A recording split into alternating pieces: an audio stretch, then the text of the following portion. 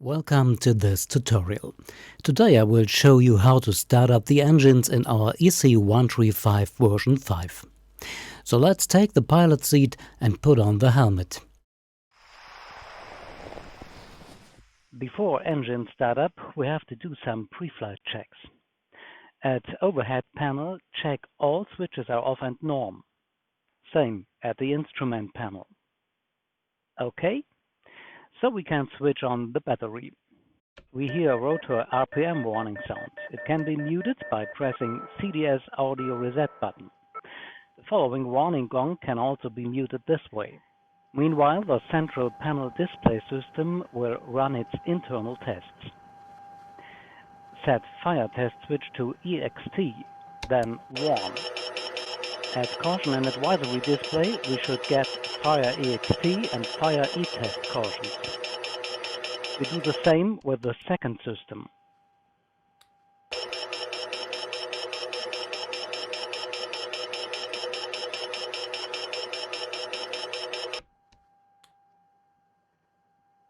Then we switch CDS warn unit test switch to warn unit.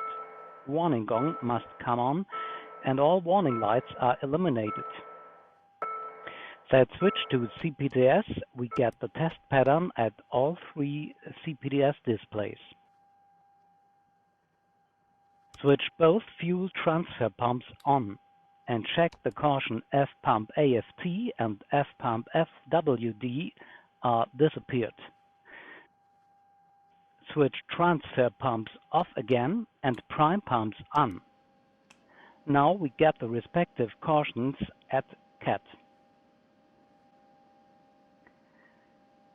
Let prime pumps on and switch also anti-collision light on.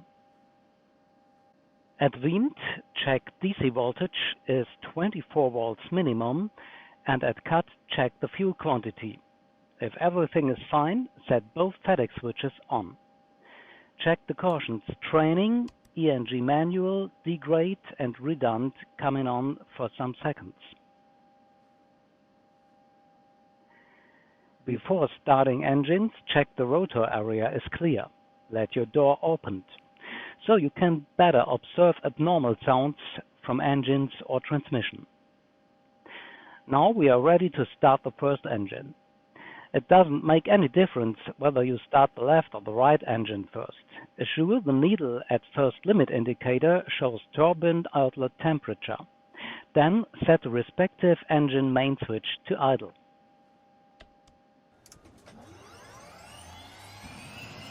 Monitor N1 increase, engine oil pressure N2 and rotor RPM increase.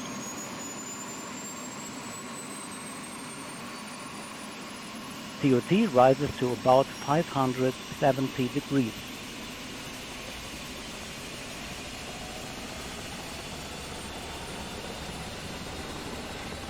When N2 reaches about 74%, we have ground idle state. Time to perform our hydraulic check. At cyclic stick, press trim release button. This is important to reset perfectly safe all trims. Don't forget to close your door.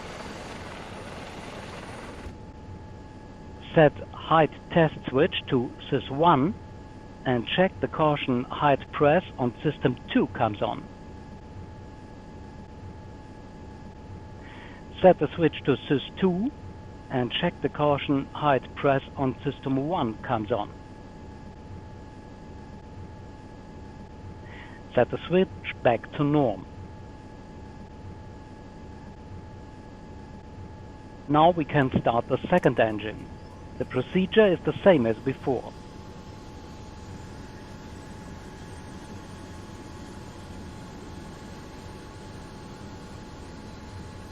When N2 has reached also 74%, switch both transfer pumps on, both prime pumps off, inverter, avionics master switches and standby horizon on.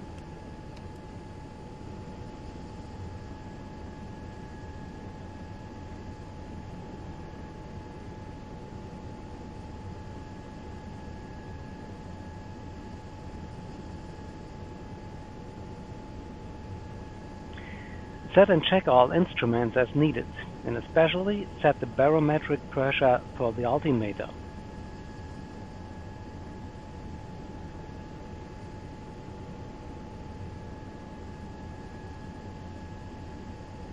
Then we set both engine main switches to flight. When rotor RPM has stabilized at approximately 98%, set other electrical consumers as needed, pitot-heater, lights, and so on. We also can check optional equipment like autopilot or so. This will be explained in a separate tutorial. All our models are equipped with stability augmentation system, so we have to check this. Press SAS decouple button. Check cautions for jar SAS and pitch and roll SAS. Then press SAS jaw reset and SAS PR reset to re-engage the system. Before we take off, check N2 and rotor RPM about 98%. Check starting triangles at FLI are disappeared. Check cabin clear. Check no cautions and no warnings. Take off and perform hover flight. Check instruments again. Then we can fly away. For the recommended takeoff and landing procedure, there will be a separate tutorial. Abstract. Do your checks. Switch on anti-collision light before rotor begins to turn. Add electrical consumers only when generators are running. Assure there are no warnings and no cautions before you lift up the collective lever. Have a good flight and all-time happy landings.